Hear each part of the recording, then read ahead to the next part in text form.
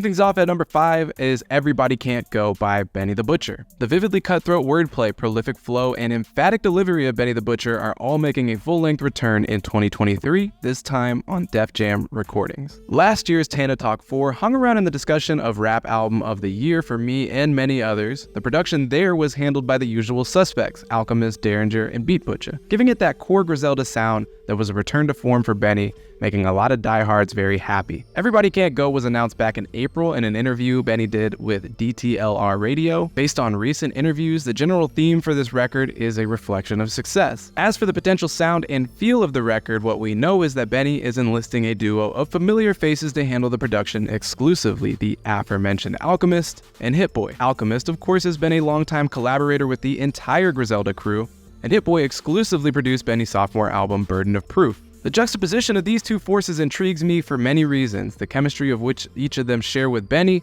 is well documented, hell, even their chemistry with one another. Rapping and producing is something we saw earlier this year. Since both are the best in their respective class, Al and Hit-Boy both bring a fan base different, but both vital to the hip-hop community along with them. Al's done everything, but has been especially prolific with the new wave of underground and art rap leaders such as Griselda, Mike, Navy Blue, and Arm & Hammer. His true trademark work, though, has been with MCs of previous generations like Rock Marcy, Action Bronson, Evidence, Earl, Freddie Gibbs, and Currency, now all having extensive work with Al from over a decade ago. Hit-Boy, on the other hand, as we speak, is on a historical tear with Nas, as they've collabed for 5 albums in the past 3 calendar years, all of which have been happily received by fans and critics alike. Everybody Can't Go is set to drop tonight if you're catching this on Thursday via Def Jam Recordings. At number 4 is Intercepted Message by OCs. There's a very select few artists that you can almost guarantee an album from on a yearly basis. Depending on what kind of music you like, Gucci Mane or King Gizzard might be 2 that immediately come to mind, but what about OCs? John Dwyer and the prolific psych punk, garage punk outfit are approaching the release of their 27th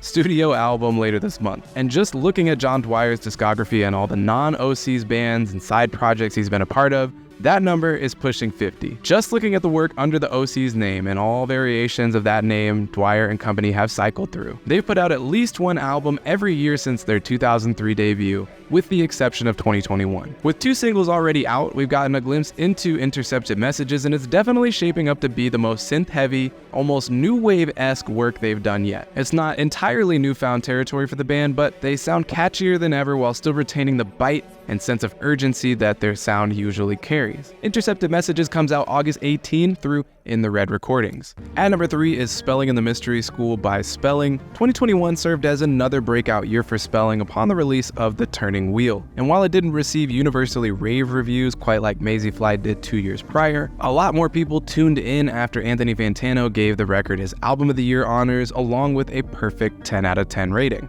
Well, in 2023, Spelling will step to the plate yet again with Spelling in the Mystery School, but with a twist. Each of the tracks here are re-recorded, reimagined versions of her multi-dimensional catalog. And with the help of her traveling band of strings, piano, percussion, and background vocals, this 11-song tracklist is entirely built from the first 3 Spelling albums. Now, as far as we know, this is a fairly novel concept for an album with few others like it. This would be unlike Taylor Swift or TLC, whose aim has been to replicate their original recordings in new albums so as to regain ownership, or really the market share, of their hit songs. Angel Olsen does come to mind. Her All Mirrors 2019 album got new renditions and a rearranged track list for her 2020 record, Whole New Mess. But even then, Spelling pulling select songs from 3 different albums, all of which getting new instrumentation and vocalization of their lyrics, with a fresh track list introduces an entirely new flow of a record here. And we're excited to see if this one comes out to be as cool as it sounds. Spelling in the Mystery School will drop August 25th, and it'll be her 3rd record through Sacred Bones. At number 2 is Struggler by Genesis Owusu. Owusu is the Ghanaian, Australian, and genre-fluid artist that brought you 2021 Smiling with No Teeth, which served as his debut album. It was met with widespread written acclaim, all while snatching up several major awards in Australia: Album of the Year, Breakthrough Songwriter of the Year, Independent Album of the Year, and Best Hip Hop Album of the Year, just to name a few of the many accolades, along with another couple runner-up nominations as well. Its frequent themes of Black liberation and the non-American perspective it gives has a unique lyrical lane to work with, Smiling with No Teeth balanced style with substance, and was just as powerful as it was fun. He's capped all of that off now with an opening slot on Paramore's 2023 US tour and is now primed to return with new music. His sophomore record is looking like it could be as impactful as his first, if not more. The singles have been captivating, and much like the debut album, find him weaving in and out of this super vibrant combo of funk, soul, and synth punk that really feel true and unique to Owusu and Owusu only. Struggler will arrive mid-August 18, 2023 under his new partnership with AWOL Records. And finally, at number 1 is Sundial, the new rap album by Chicago's own Monae.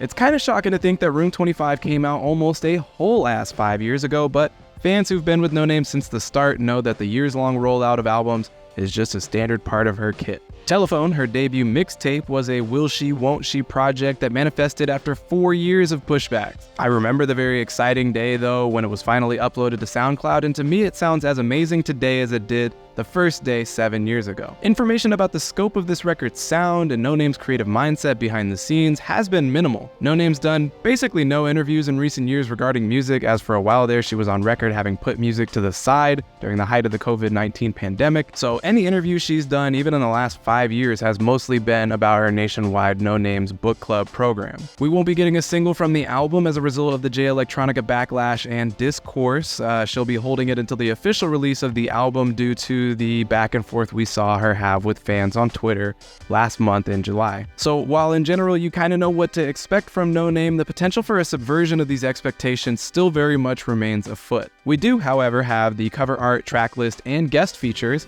It's billed as an 11-song album with a few select rap features and some more melodic in nature. Personally, I am somewhat amazed at Noname's ability to identify and delineate herself on this record with some of the only rappers that I think could pose as true contemporaries to her, that being J Electronica, Common, Silk Money, and Billy Woods, and I should say Silk Money and Billy Woods on the same closing track on this album. All great lyricists with a profound inflection of spoken word poetry and prose to their work, the kind that draws a lot of critical intrigue, but is largely antithetical to the mainstream at its core. As many potentially great albums as we are looking forward to, Noname has the history and the potential to possibly blow the field out of the water with this one, and we certainly hope that will be the case. Sundial, after all its wait, is finally coming out tonight when the clock strikes midnight, or 9 o'clock depending on where you are in the world, on August 11th. And it will be self-released yet again by Noname. And that's 5 new albums we can't wait to hear and we think will be must-hear albums in August 2023. Tell us your favorite down in the comments section, or let us know, of course, what we missed and didn't talk about. If you liked the list, learned about a new album, or enjoyed the breakdowns for these albums, dropping a like is a great way to help the channel. Want to keep tabs on us? Consider a subscription. We drop new videos every single week. Again, I'm Devon. Hit me at 6dev6 on social. Follow Obligatory's community album reviews where we get y'all involved at Obligatory on social. And we'll be back again here with another video very, very soon. So check in with us and we'll see you again right here next time on Obligatory. Thanks for watching.